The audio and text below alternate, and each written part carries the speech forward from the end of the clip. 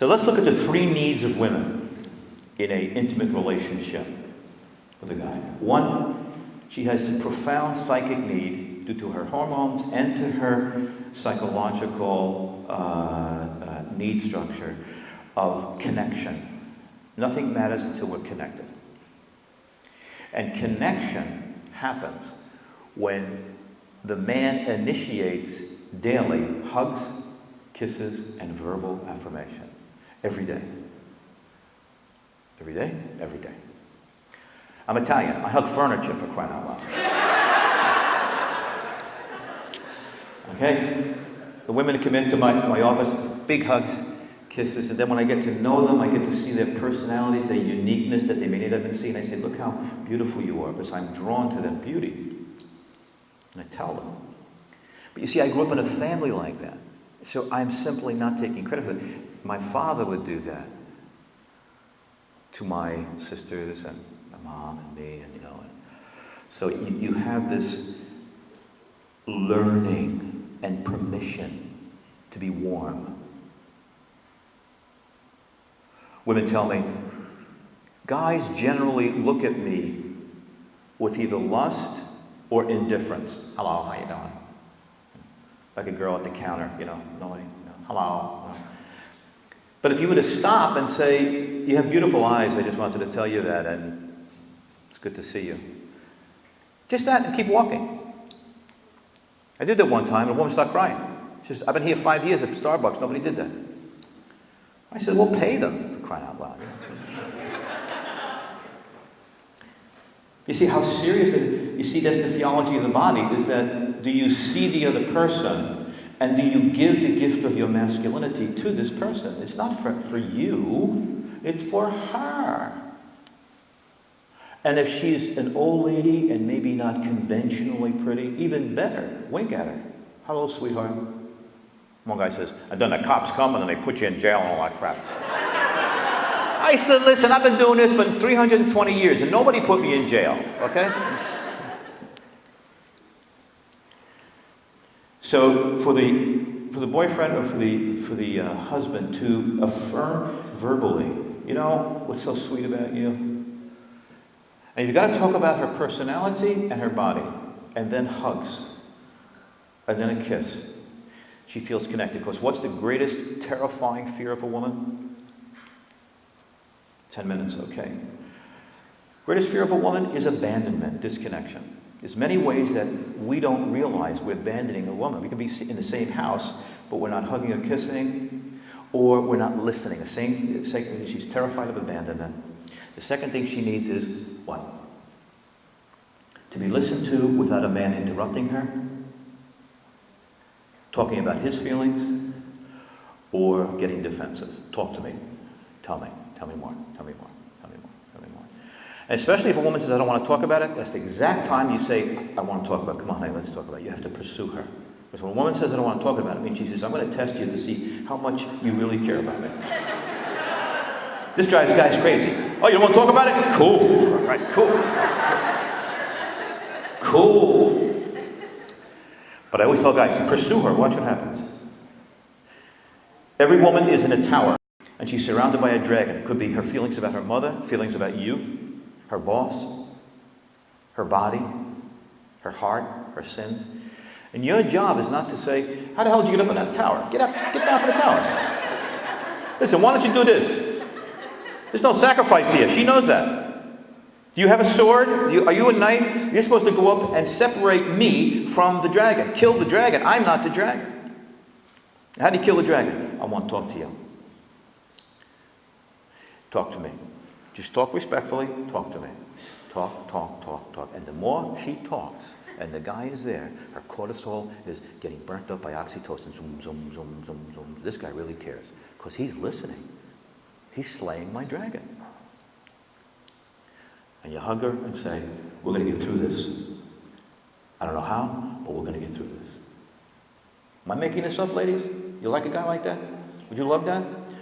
Your father do that to you? Your boyfriend? Your husband? Fellas, this is what they need. And if you saw it in your family, God bless you. If you didn't, get my tapes. or else I'll find out where you are and hunt you down like the dog you are. Now, what's the third need of a woman? To be in the presence of a man in whom she feels safe. He protects her from himself, from his anger, from his mother-in-law, from anybody, from people who want to step in. He doesn't say, well, why don't you learn how to step up to the plate? And just like, no. What are the three needs of men, the primary ones? The first one is respect and admiration for what he's trying to be and do, particularly when he's down. Now, since women don't have an intense psychic need for this weekly, if I said to my wife, you know, honey, I've been thinking about you all day. She goes, oh, yeah, really? Wow. I've been thinking about your perseverance and stick-to-itiveness, you know? Courage, determination. That's what you've been thinking about all day? Uh-huh. You still smoking those funny cigarettes you used to do when you were 19? You thinking about anything else? No, basically that's it. Your sense of justice, prudence. But if I say, I've been thinking about you, that beautiful smile you have, and that gentle nature, and that patience you have with the children, and that gorgeous, gorgeous eyes, it drives me crazy. She says, you coming home now?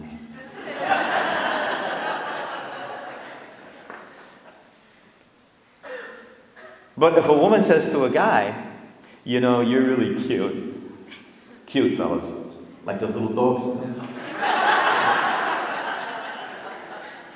You know, and you're really sweet. Sweet and cute.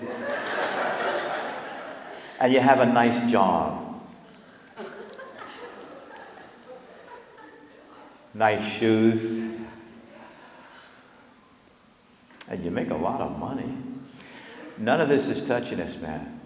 But if you say sincerely, this has to be done at least once a week by a wife, by the way. And women, since they don't have a psychic need for this, women give to men what they need. Hugs, kisses, talk, intimacy, let's be together. And that's natural. But you see, supernatural is when we take the nature and we go beyond with the power of Jesus in the Eucharist and we say, you know, I've been thinking about you all week. And I tell women, you have to write down what you admire about what he's doing. Well, if he did something admirable, doctor, I would admire him. Basically, he's an idiot. So, Tom, you're basically an idiot. Could you stop being an idiot so she could admire you? Okay. Not going to happen. So, see something. You know, you're very generous. And, you know, you're very courageous because you lost your job, you picked up, lost another one because of the economy, you went back. You didn't let it get you down. You know how much I admire you as a man? His chest was just filled with the experience of, I am lovable and loved. But if you say, oh, honey, let me just hug you, you poor thing, he will cringe and find another woman within 2 days. Why? You meant well, because he doesn't need a mother.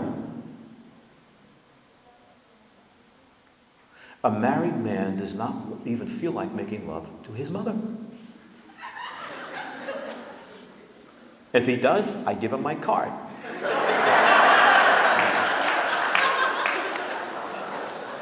I want my mother. I said, okay, John, come right over here. Now we can heal this. I've been through this 80 times with people. Don't worry about it.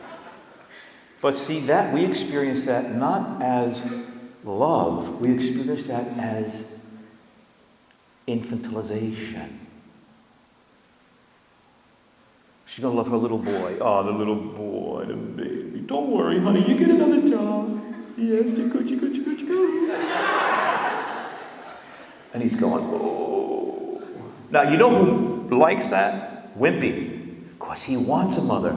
He doesn't want or know how to be a male, to be a man. He says, okay, but now you're stuck with a boy. Hello?